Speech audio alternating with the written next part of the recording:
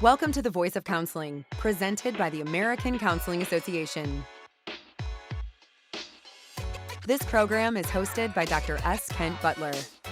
This week's episode is Student Counselor Perspective on Social Justice and Advocacy and features Patrice Bryan.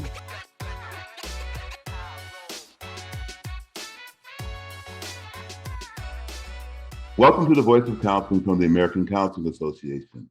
I'm Dr. S. Kent Butler, and joining us today is Patrice Bryan. Patrice is a master's degree student at the University of Baltimore. She is currently pursuing her master's degree in counseling psychology. Her current interest, helping adolescents experiencing complex trauma, is a part of who she is. Patrice uses the pronouns she, her, and is a former nonprofit operations professional turned mental health counselor in training, born and raised in the only borough, from understanding, that matters, Brooklyn, New York. Patrice is a part-time consultant with focus on grassroots organizations and small businesses with the Afrocentric Communiversity. Afrocentric Communiversity. Her aspiration is to start a practice which supports beyond one-on-one counseling, including healing justice support for activists on the front lines of social justice movements and mental health peer education for Black and Brown communities. She believes in the power of effectiveness of feminist organizing, priding herself on the integrating a Black feminist framework into organizational development and therapeutic practice. Now that sounds like a mouthful. You got a lot going on there, Patrice. So tell me a little bit about who you are and what you bring to the table of counseling. How are you? I am well. As you were reading it, I was like, who is this person? Who is this person? Excellent. So I'm looking at your shirt, and it's obviously she's a Black woman in charge of her destiny. The top three that I can remember is I can see elect, fund, believe. There's also Invest in promote, invest, and Black women. Black women. Excellent. So tell me a little bit about yourself and what brought you to counseling. So let's do long story short. I started school, higher ed, thinking that I was going to be a professor in the humanities or in ethnic studies, and that did not happen. Okay. So I paused, started over. I did a year of AmeriCorps in Baltimore City, Okay. AmeriCorps Vista, and there I learned that I had skills that weren't just reading theory and that stuff. And so we helped to put together or to start up a youth development organization at the time that was going to be an affiliate of the National Mentoring Partnership. And so I started to feel like, do I continue to do school?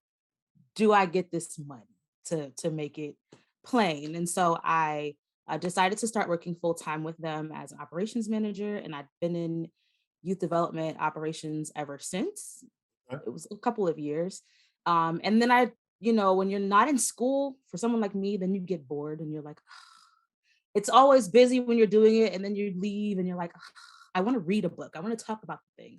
So I started thinking that I wanted to like develop my skill set in what I wasn't already doing. Like I came into it because I knew how to set up a project management board, but not that I had any background or context. And so I enrolled in the University of Baltimore's Industrial Organizational Psychology program. So my idea was that I was going to take this, do bigger things, eventually make more money, do leadership stuff. And kind of on and off, I'd had an interest in, psychology, what it all means. I took the intro course in undergrad, but I was always like, I can't take on people's trauma, vicarious trauma is scary, all that stuff. So literally it was January after my first semester. I was reading The Body Keeps the Score. And I was like, this is all fascinating. I think I'm going to do counseling instead.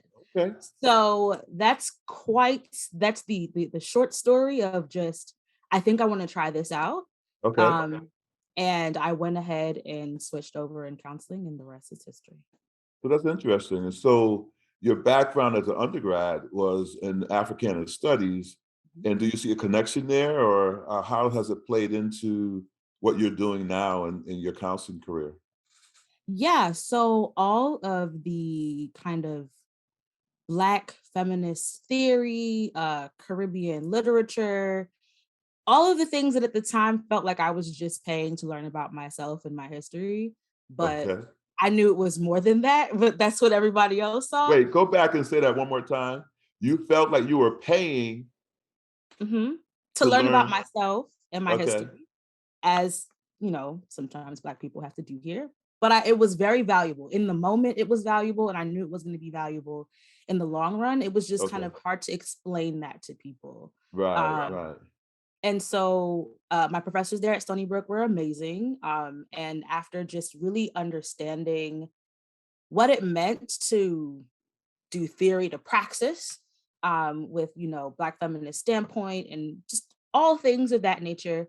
I find that it was when it started to become time to learn about theories and counseling, the things that I would chew up about the theories came from those theoretical standpoints. So how Okay. does this theory by this person created in this time frame, that's not this time frame that we're in now, how does Okay. it take into account these other things? Okay. um, and because I was able to have that critical conversation, Yes. I think it's helped me be able to make sure that I am proactive about how I implement things with my clients, Mm. and not just kind of spewing out things that could be harmful just because Just because it's a counseling skill. someone long ago said this is the way you do things. Someone long ago. All right. So that's a really interesting concept in terms of putting those two things together. Do you think that students do that in general, or you think you're unique in that? I th- I think I'm a part of a group of unique people Okay. that try to do that. Um, in the sense that I don't think it's like your first nature going through this program, especially if this is your first time. Like, you just come out of undergrad, you've always done psychology, like, other types of theories are not necessarily in your wheelhouse, and kind of why would they be? You kind of just go with what the thing is as it's prescribed, I think. Okay. Because even as like I think of myself as really liking the person-centered framework, but I'll tell people that I, use a feminist person-centered framework. So yes, person-centered works, but what is fueling that for me is a feminist perspective. So So unconditional in positive regard with the thought that other things are affecting how you're other coping. things, okay. So if it was your ability to do, would there be a Patrice Bryan new theory on the market? You know what I'm saying? So when you look at all this, do you think it's time? Because you said it quite eloquently, all those many years ago, these people came up with this, right? Is it Mhm. time? Is this a new day and age for counseling? I would say so. To be is it fair or to cite my sources? I had this idea, but I also found some context for this in social work. Dr. L. Jones has written on a Black feminist framework for therapeutic practice, Okay. and I think that it's absolutely not that they're doing anything completely different on the social work side, but I definitely think it shows that there's a way for us to integrate it in what we focus on specifically on the counseling side, Right. and how we teach that in our programs. Right. And so there is a space where that should be happening, and I think people are looking for something that fills in some gaps. A little bit more Even tangible. yeah, there's potential there. And I think it's harder to blend the two things as I Uh-huh. say it than it actually is, because I So spend is a lot of that important for the counselor, or you think it's important for the client well-being? I think it's important for the client's well-being. I think that's my largest motivation, is Uh-huh. the client well-being, because the frameworks don't neatly fit, or the theories as a framework don't neatly fit a lot of Right. the clients that I see. Especially I'm doing trauma in Baltimore City, right? So there's a lot of things to consider there. And perhaps we use a trauma focused CBT framework, but as it is prescribed, if I came in on day one saying, and I tried this once, saying, yep, we're gonna do trauma. Yeah. This is the psycho ed, this is how it's gonna go. We're just gonna talk about the trauma all day long. Right. And then she burst into tears. She was like, oh yeah, I can talk about it. She was able to tell me what happened. But then it was like once I gave her the weight of what we'd be doing and picking apart thoughts, feelings, actions, behaviors, it was too much for her to take in. Okay. So let me ask you a question. You grew up in Brooklyn. You did most of your life was in the New York area. Yeah. So when you moved to Baltimore, it was to pursue your degree, because not a lot of times do people leave their environment to go to college. Sometimes they kind of stay local, so to speak. Going into Baltimore with your master's degree, did you see things differently? Was Baltimore different? And how did that change or not change your perspective as a student?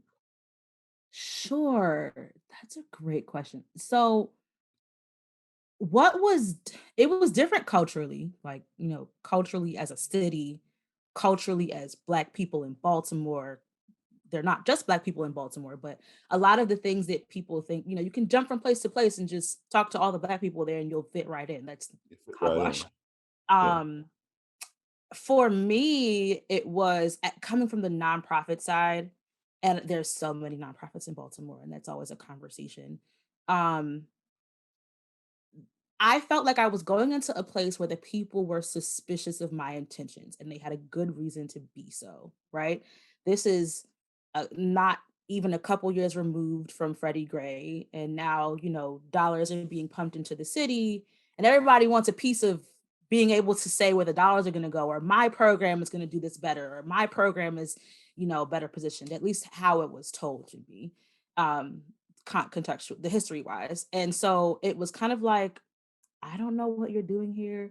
I know you're not from here, even just walking through the neighborhoods sometimes. And it was like just suspicion until it didn't have to be. So I think it's similar to New York. It's one of those like nicest, meanest cities you'll ever go to, or kindest, meanest cities you'll ever go to, where at first it's a little standoffish, but then like, when I was hopping on the bus and the bus driver would leave me and I was right there, then he would kind of wait for me when I was down the block.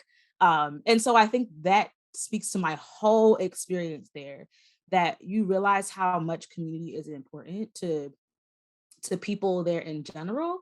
And it was important for me to prove that I wasn't just there to get a check and like go out to the county and not talk about Baltimore again until I clocked in the next day.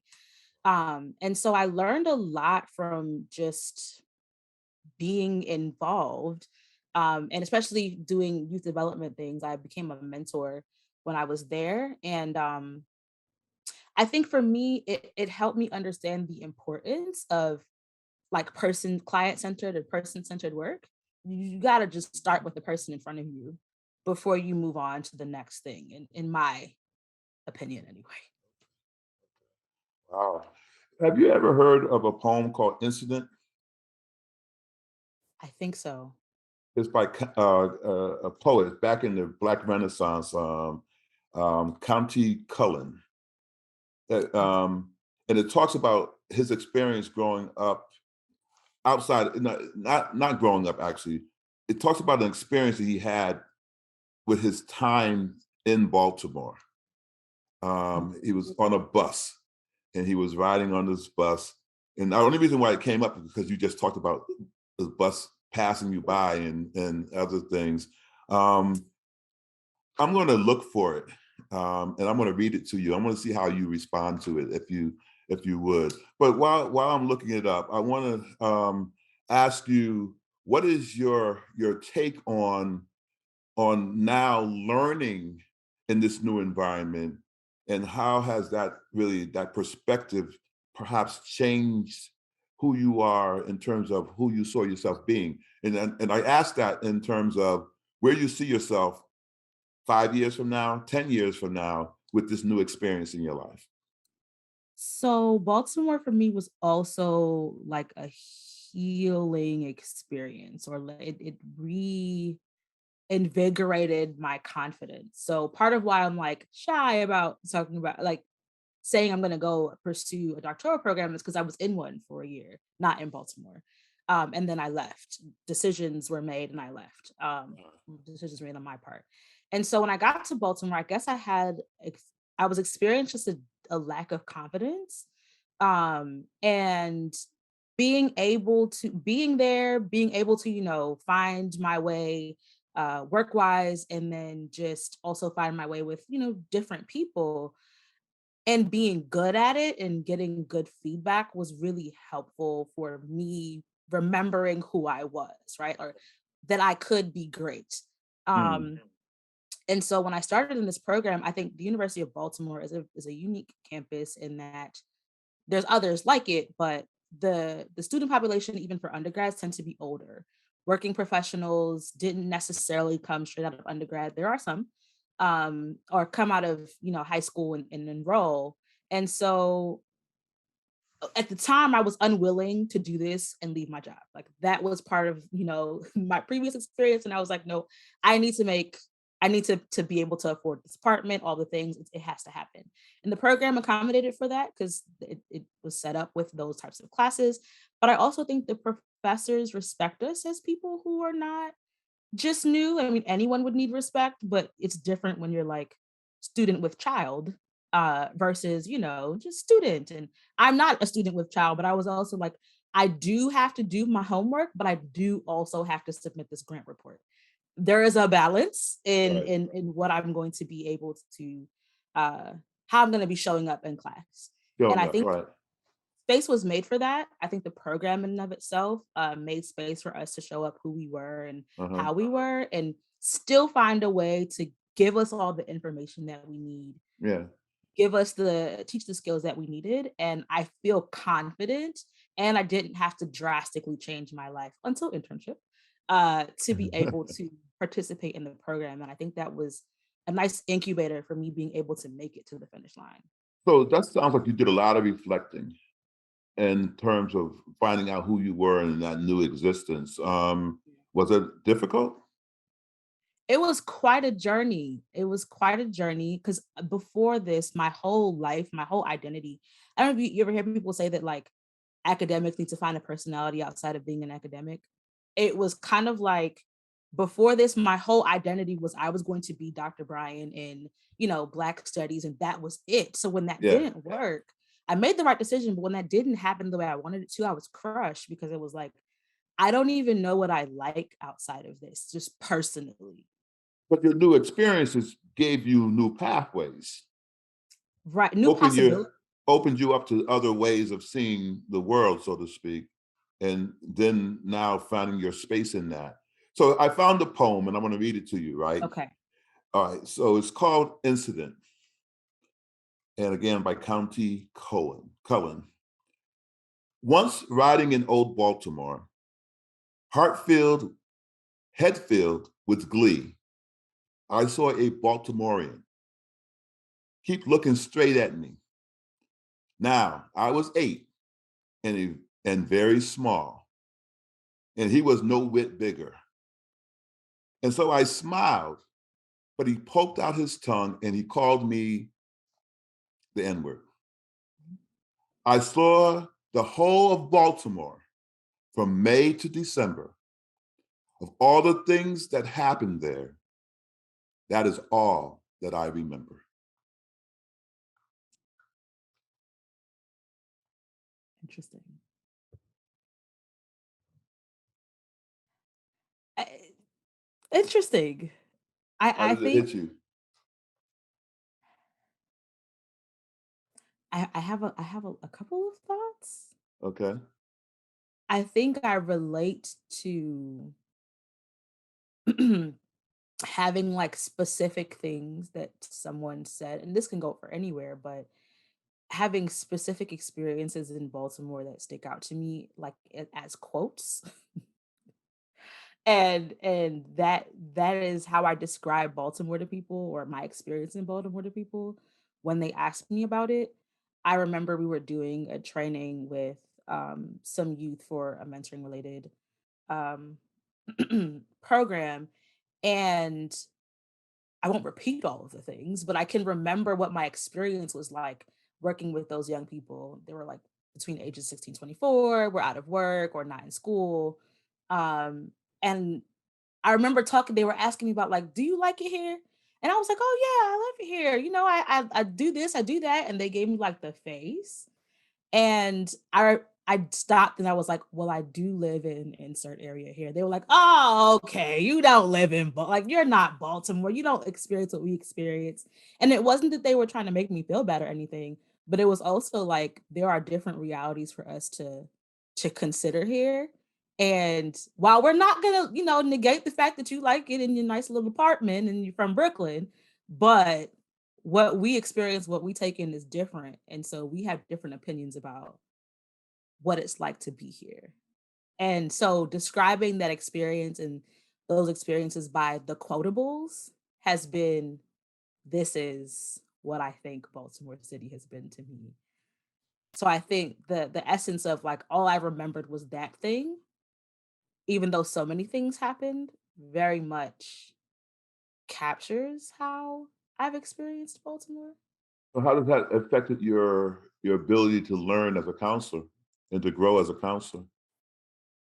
I well, I started this program as somewhat the fix it person, right? Like in The general, fix-it person? I'm the fix it person. And then you start the program and you learn you're not the fix it You're person. not the fix-it person. Good. I'm glad you learned that lesson. Shout out to Dr. Schaefer. She will appreciate that I said that. Um, and unlearning that was really hard. So I Yes. tell people that like the social media conversations about like, yeah, I just want my friend to listen to me vent and vent versus advice and all those things. And my now stance on that is that is a skill that people learn. We don't default as human beings to just listening and empathizing and we want to fix, we want to have solutions, and expecting just the person outside of this to be able to do that is, I think, unreasonable. And so part of what I've learned, and even my experiences like with those youth, was when they come in the room, we start from blank slate, very fresh. I know why you're here because my site is a trauma site. Um, but what is it about you? How do you see these things? And I think we have a pretty collaborative treatment planning and just therapy process that allows our clients. They're it's with pediatrics, so mostly the children are my clients, and it allows them to give input that I think that they're always surprised that I'm asking them for. Okay. Um, but it's always valuable, and I can see how valuable it is by how much better they're able to engage, even when I think I know what they said that they want, and then I realize it's not actually what they said they want. Yeah. And this could include everything from sitting on Zoom and watching, a client play Roblox for Yeah. 45 minutes. Right. And now this is the first time I've ever heard them talk for 40 minutes. Right. uh, to, role playing in person with dress up and all those things. And even sometimes with adults, Right. um, no one has taken the time to listen to them. And now Wow. I am just sitting, nodding, making a face like, what? And it's helping them. And I'm like, I didn't do this thing. I didn't use this skill. And they're like, you're amazing. Oh. Right. So that's interesting because again, it goes back to what we talked about before. It's like the theories have said to us and our training says to us, we have to do these things. We have to accomplish these things to be seen as competent. But our clients want us just to be present. And that's the competence, right? Is being able to be present in that room, in that space will give you the competence to be able to work with that client. Yeah. What standpoint theory, the idea, Black feminist standpoint, the client, the Black woman, the person is the expert of their experiences. I literally do not know more than they know about themselves. It's not Exactly. possible. Right. And allowing them to tell me who themselves are, who their self is one, giving them space to talk that they probably don't always have. And two, now I'm responsible and accountable to this information. And they don't know that this is me trying to be responsible and accountable to information. But then when I say, oh, yeah, because your sister told you, last month that wasn't supposed to happen. And they're like, I've seen sometimes the shock of like, oh, you You remember that. listened to me. You actually did hear me. And Wow. I'm a person who doesn't like, I have this whiteboard usually filled with things because I need to write things down to remember them. So when I just, when I say like, I remember this thing happening, it's because I know that I was really listening to them. You were really And listening. yeah, That's I beautiful. was. That's absolutely beautiful. So what are your goals after graduation? When you get your master's degree, what are the new plans? Because before you had said you were going to be Dr. Bryan. So now that shifted a little bit in regards to this. Your focus is a little different. Maybe it's still to be Dr. Bryan at a later date. I don't know what that is for you, but how have you now kind of looked at yourself future oriented?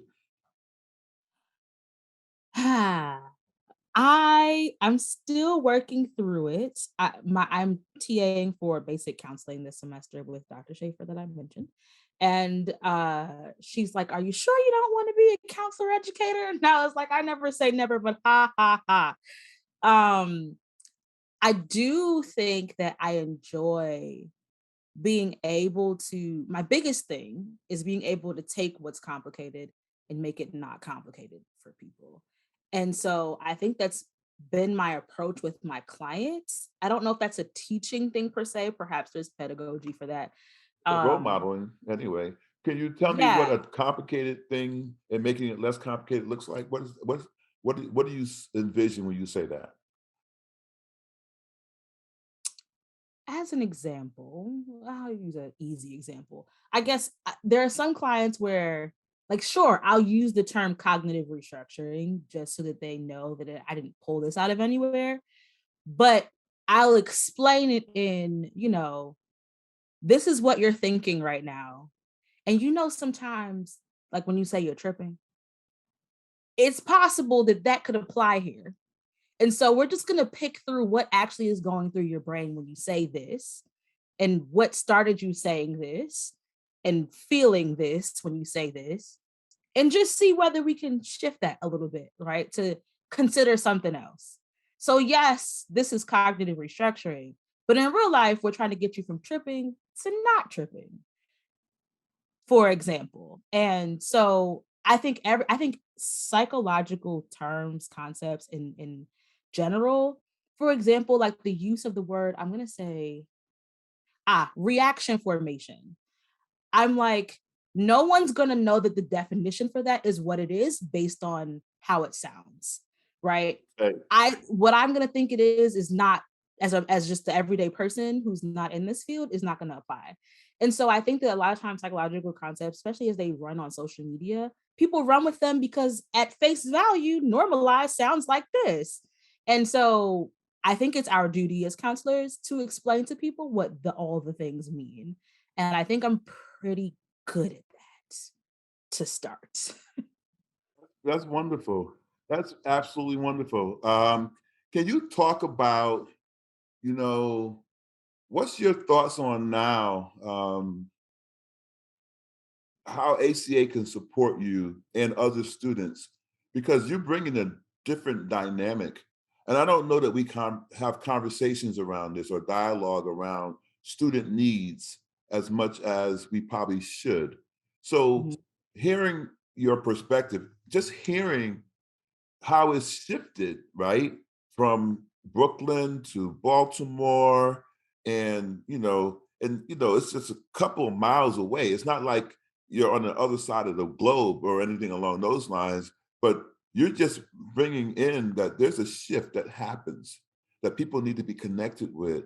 How can ACA support that? What are the things that ACA can do for graduate students at this level, at the master's level?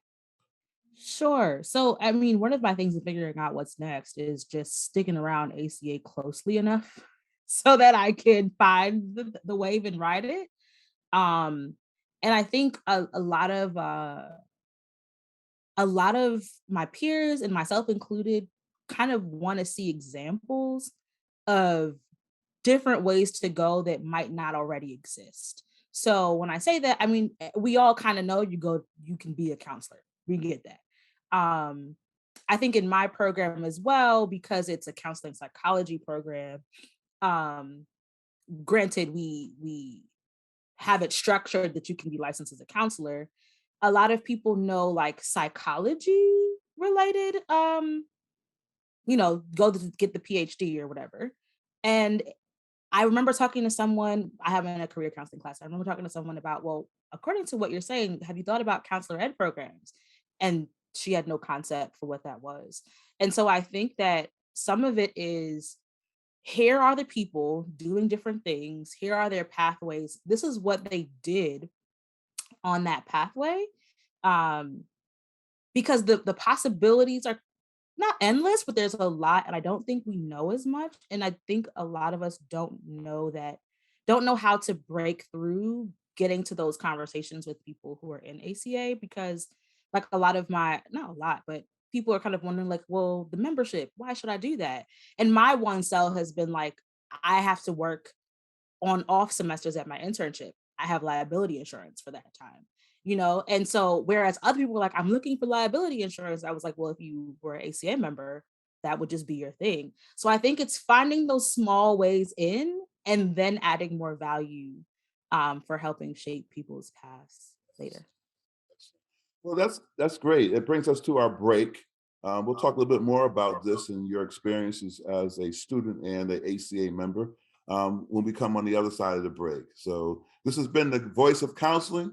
I'm Dr. S. Kent Butler, and we're here with Patrice Bryan, and she's dropping science, dropping mics when it comes to her role as a student learner growing in this profession. We'll be right back. Counselors help positively impact lives by providing support, wellness, treatment. We're working to change lives. We are creating a world where every person has access to the quality, professional counseling, and mental health services needed to thrive. Welcome back to the Voice of Counseling. I'm Dr. S. Kent Butler, and I'm here with Patrice Bryan. Patrice is a student at the University of Baltimore in Baltimore, Maryland. And I would like to talk to her now a little bit about her perspectives on social justice and social advocacy. As a Black feminist, I'm quite sure she has some thoughts about what things are going on in the world and how things can be better or changed, or how she can influence some of that. And so, Patrice, when I bring up the word social justice or social advocacy, what comes up for you? A lot of things come up. I think about the realities of my clients' lives not being like everyday lives, being present in the room with me whenever I talk to them. And I can either, as a counselor, choose to ignore it, which is something that some people do, or we can engage it, and I can also commit myself to participating in the macro level change that is necessary to affect my clients. What's the Um, danger of ignoring? it's off to start just on the base level. It's off-putting. Someone can always tell when you're like, I'm not comfortable engaging you to this level. Um, and you always run the risk of not actually understanding what it is they're bringing to you, and how they're presenting, and your conceptualization is going to be off. Um, That's important for what reason? because I think, the feminist conceptualization, especially in therapy, of what people's problems are can be either there's this very individualistic thing where this person has these problems and they've got to figure out how to change them, or the world around them has these problems, and those problems are pushing down on the individual in front of me. Two different ways of looking at it. Yeah. And that is the marginalization. That's the oppression that comes from that world kind of pressing down on them, right? And people not being able to see that, not being able to recognize that. I call those the drive-by counselors, right? So I'm even going to use your perspective. Here you are coming from Brooklyn into Baltimore and having to understand what it is to be in Baltimore. Mm-hmm. Now, your life experiences haven't changed in terms of what you grew up with, but you have to renegotiate those things in Baltimore because you have to come into that environment. When I see drive-by counselors, I see somebody who's living on the outskirts, right? Who come in, swoop in, and hey, I'm here, I'm going to support. It's that fix-it mentality that you talked about earlier. It's that, hey, you don't see me type of thing. And the social justice piece is actually really do take the opportunity to see people. And I think that's where you're coming from with some of that. Yeah, to run with the metaphor. In Baltimore, the bus stops tend to be in the middle of the block. Apparently, the you're supposed to catch the bus at the corner of the block. So it's part of the reason why it was getting left in the beginning. Whereas in New York, the bus stop is just where the bus gets you, period. So when I wasn't standing at the end of the block for some people, that wasn't good enough. Drove off, left me, right? Or there's a side where you think about like, perhaps this person is not quite aware of what the rules are. Stopping to think about what is affecting all of the things. So yeah, the client didn't show up to therapy on time 3 weeks in a row. They know the rules. The bus leaves them. Now we're no longer doing therapy. Or the client was late 3 weeks in a row because their kid's school is now getting out earlier and their manager won't let them, figure out something else with their schedule. So the kid is getting out earlier. They're leaving work early to get them, but the school is on the other side of town and there's 3 buses to get to you to get back to this side. You ain't saying nothing but a word there. So how come that's important for the counselor to know? It's important for the counselor to know that because it's going to affect who's sitting in front of you. I just ran across town on the bus and ran back. And now I get here and you're like, sorry, we can't have session. And it's doing more to you than me as the counselor's understanding, because now everything is unfair. Everyone hates me, including the person who's supposed to listen to me and understand my problems. That's deep. I don't even know if it was stated more eloquently than that. Is that if you don't understand the environment from which your client is coming from, and you don't tie that into your counseling services, you can do a lot more damage. Yes. In a nutshell, yes. I think people, who want to be understood are not just talking about understanding my thoughts as they come out of my brain, but understood for all of the things that affect why I'm in this chair sitting across from you anyway. And another example is like, I don't think she would mind this. I have a client who talks about a lot of use a lot of religious concepts and how she describes her problems. And I realized that at first I was, I have my own complicated relationship to my religious upbringing. But I realized that when I didn't go with the metaphor with her, it was, she kind of like pulled back and went another direction. And I could sense there was a shift. Whereas now I'm like, okay, yeah, God is testing you. This is a test, this spiritual stuff going on. Just reflecting it, it's like, okay, yes, because this happened and that happened and this happened. So it must be this. And this is how I need to understand it to cope with it every day. And now it wasn't like I was looking at her weird, like for whatever reason that she might have thought, that I was ignoring it. I was ignoring it because of countertransference, I suppose, Stuff. not because I was going to ask you about that. Right. And so how did you connect with that? And how would you want counselors to understand how to connect with that? Because that could get past you. You can easily miss that. So how do you connect with that? I think as a person who really likes learning, and if anyone is also like that, you always need to be curious about what's being said and pay attention to the things that you don't understand that are being said. It's like when you read a book and you come across this 15-syllable word, you can continue reading and use context clues, or you can just look up that word and know exactly what's being said.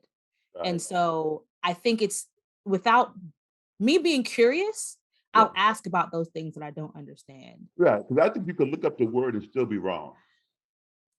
This is true. This has happened. Yeah. I mean, you can look it up. I mean, you can look it up in the Urban Dictionary. You can look it up in other dictionaries, but sometimes you just don't have it because what you just said is true. I need to understand it from the perspective of my client sitting across from me. And that's kind of how I can hit it. So there's a lot of people who don't understand. Like when they first listen to this podcast, they hear the word Black feminist. Mm-hmm. And they're already perhaps skeptical or not understanding. Can you kind of explain from your perspective what it means to be a Black feminist? Sure. I'll talk about what it means to me. I think my relationship to this is also ebbing and flowing. Um, just as time goes on, things are said, political things start to align with other political things that you were like, that's not it. I think for me specifically, and how it relates to my practice, is the race, class, gender consciousness or politic or whatever the thing is infused with how I view the world. And so, or how I view what your world is. And so a lot of times it comes across to people that like, feminist therapy is for women, and like, no, because it's more of a lens of understanding the world, and the lens, start with patriarchy, the big thing, right? Patriarchy affects males, affects anybody with any identity in very specific ways, because patriarchy has ascribed values to those identities, and those identities and rules to those identities on how they can show up to the world. The fact that you're in my chair and you're, say you're a cis male who is like, I gotta provide for my family, and I gotta do all these things, and I can't stop. That burden of providing is also unfair to you. The what can happen to me if I don't provide in this way, even though I'm in pain, is also harmful to you, because you are allowed to be a human being that needs a break, and you conceptualizing that you can't take this break because you have to be a man. That's the Black feminist framework. That right there is harmful, and we should work through that. So what you're also saying is that people need to, when they don't understand something, they need to have a conversation about it so that they can understand it, not run from it, right? Not be uncomfortable with it, but to actually learn from it. So when you are with a client and they say something that you don't understand, or you want to run to the dictionary to find out what that word means, that you should sit in that discomfort and be open enough to talk about it and disclose it, because that might help to build the rapport better even with your client, right? So if you show interest and it's sincere, then your client's going to pick up on that and will help you be less uncomfortable, because that's not their hope. I don't think anybody's hope is to make people uncomfortable. Mm-hmm. But when they see places where they can connect, then that kind of helps to kind of break the ice or open it up a little bit so that people can be their authentic selves. because you have to show up your authentic self. I can imagine when you came from Brooklyn, you may have closed up a little bit when you got to Baltimore. Did you recognize that shift? Yeah, when people meet me for the first time, they don't think I'm this person that's engaging right now because I'm in general a closed up person. That's how you get from point A to point B here, right? Like you put your blinders on and you take the 3 trains to school or wherever else and you come back home. Like you mind your business, everything will be okay. Yeah. Right. And so I think that closed off nature, I'm also an introvert. So that closed off nature um didn't work when I got there because then now it was creating community and it was like, well, every time I come here, she's in the corner and she won't speak. I think she doesn't like me. And it's because she's from New York. That's all those things, right? So Heard all that, huh? I had to unlearn what it meant to show up in a space and to like, I'm waiting for someone to invite me into a space. Well, I've already Right. invited myself into a space. So now I should play by the rules of the space if it is my intention to engage. Engage. Right. Yeah. And so I think at first it was the shock of like, this is different. It's not home. Baltimore is a slower city than New York, but I grew to actually like that. Like I appreciated that. It was still very much city, but it was just a little less city. And when I was coming back home, I remember saying, I'm too soft for this. Like I can't do New York anymore. This is too harsh. So now you talk about even code switching with moving from city to city.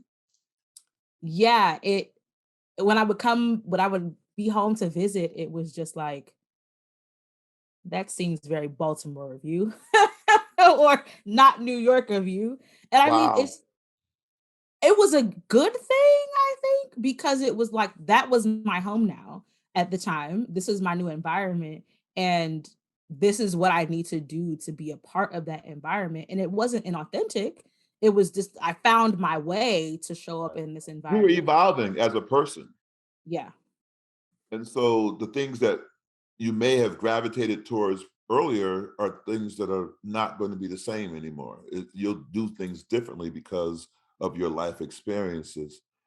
Wow. So with that in mind, if you should now go to, what's another B city? If you now were to go to Boston, Okay.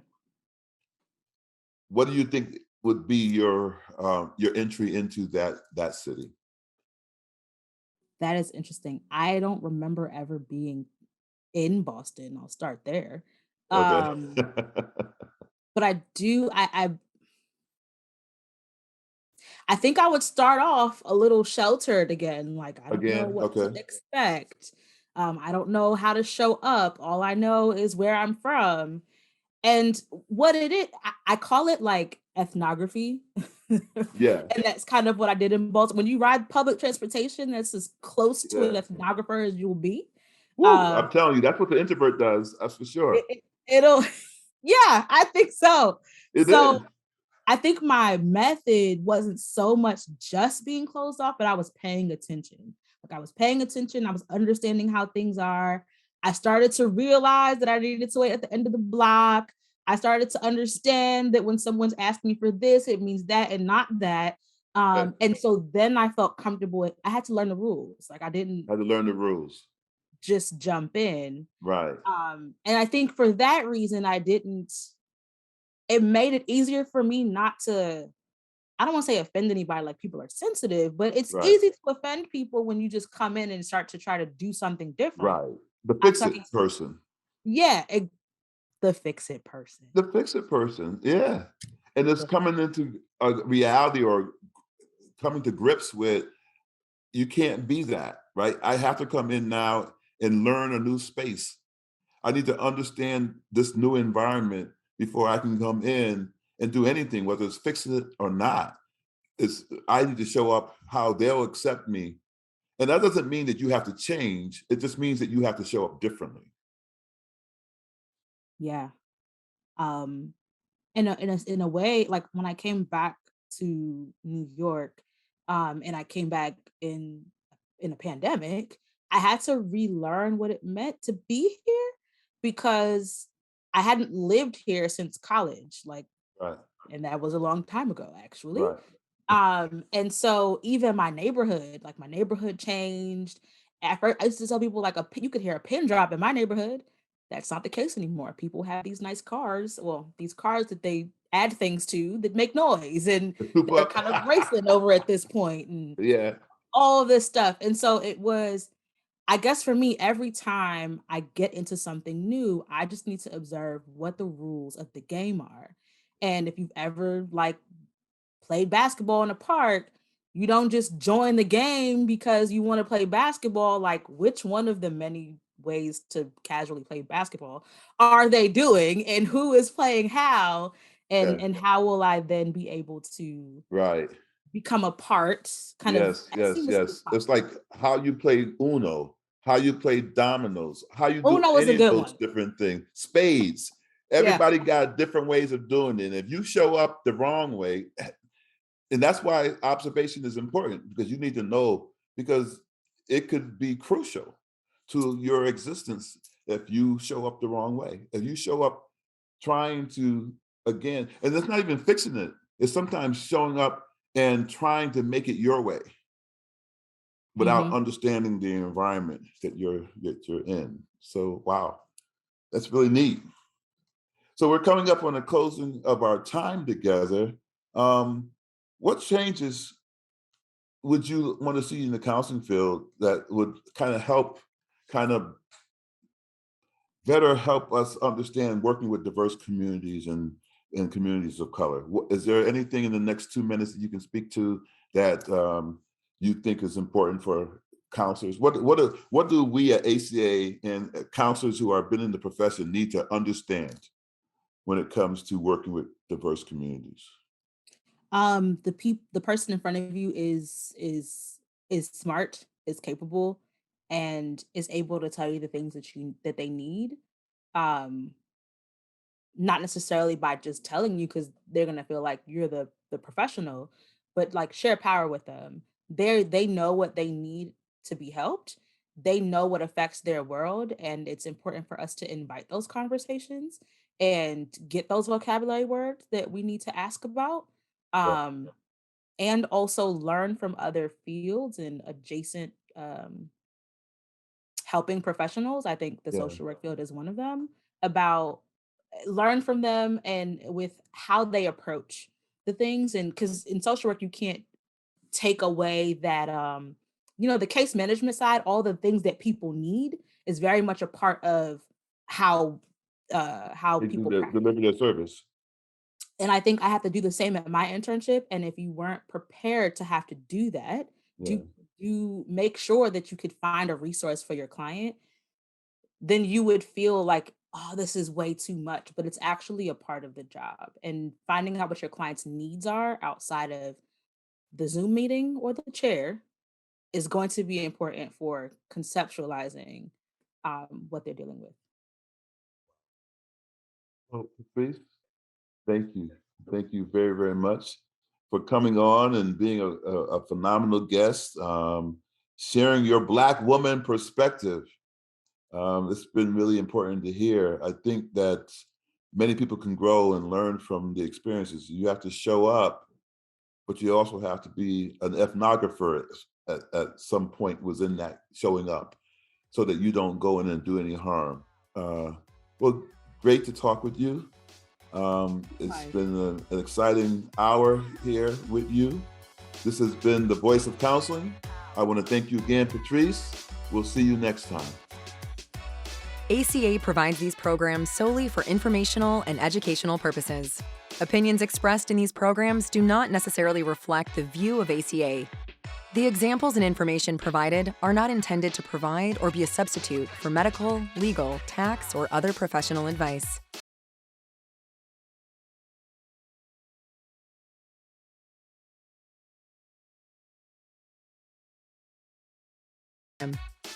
This program is copyright 2022 by the American Counseling Association.